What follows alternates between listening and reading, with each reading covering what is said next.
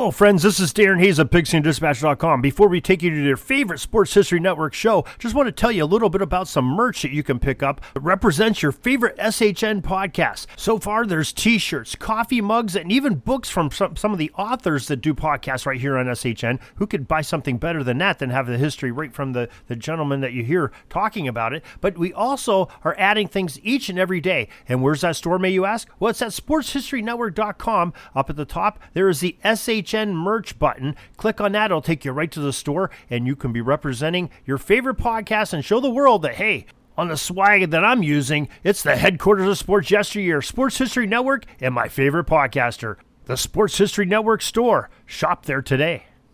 This podcast is part of the Sports History Network, your headquarters for the yesteryear of your favorite sport. You can learn more at sportshistorynetwork.com. Hi folks, welcome to another episode of Pro Football in the 1970s. I'm your host, Joe Zagorski, and in this episode we're going to be talking about terrible passing performances that resulted in victories. In 1973 and 1974, a couple of terrible passing performances by a couple of very young quarterbacks somehow equaled victory for their respective teams. Both outings came with different circumstances, however, as they both ranked as a couple of the most unique quarterbacking efforts of the decade. On October 14, 1973, rookie New York Jets quarterback Bill Demery was thrusted into his team's starting lineup against the host New England Patriots due to the injuries to starting quarterback Joe Namath and the backup signal caller there in New York, Al Woodall. To compensate for having a green rookie like Demery behind center, Jets head coach Weeb Ewbank had decided to shave his team's offensive game plan to run the ball and then run it some more. New York's rushing attack performed admirably on that day as they accounted for 232 total ground yards. Demery, on the other hand, struggled as he managed to complete only one pass in 7 attempts. But his 11-yard strike to wide receiver Chris Knight along the sideline late in the fourth quarter was just what the Jets needed most.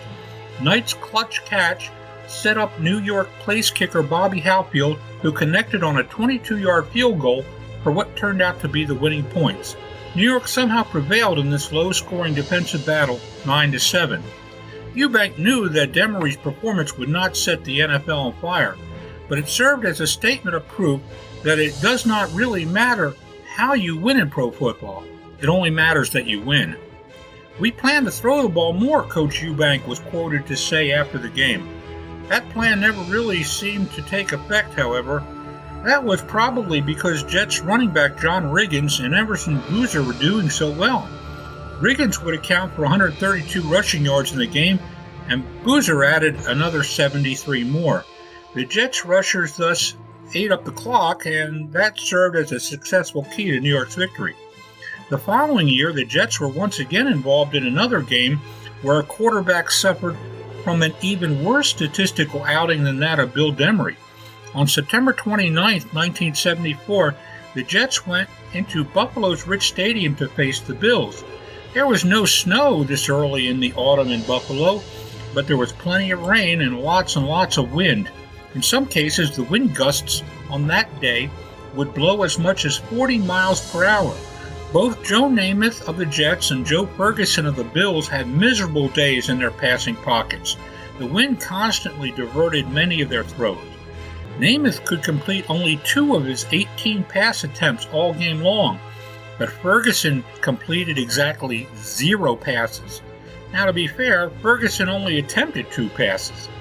It was going to be a running game for both teams, and that would have to decide the winner of this AFC East divisional contest. Buffalo's rushing attack, led by O.J. Simpson and Jim Braxton, proved to be the stronger than the New York ground game. The Bills accounted for a total of 223 rushing yards, while the Jets could accumulate only 106 total ground yards. Thanks to their running backs, the Bills prevailed 16-12. Now, despite their victories, both Bill Demery and Joe Ferguson endured a game in 1973 and 1974, respectively, that both would rather forget. Demery went back to the bench as soon as Al Woodall got healthy again, and Joe Ferguson continued to hand the football off to his running backs during the remainder of the 1974 season. Fortunately for Buffalo, led them to their only playoff berth of the decade. Now, for our trivia question for this episode. We've mentioned the different backup quarterbacks for the New York Jets in this episode, but who was Joe Ferguson's backup quarterback in Buffalo in 1974?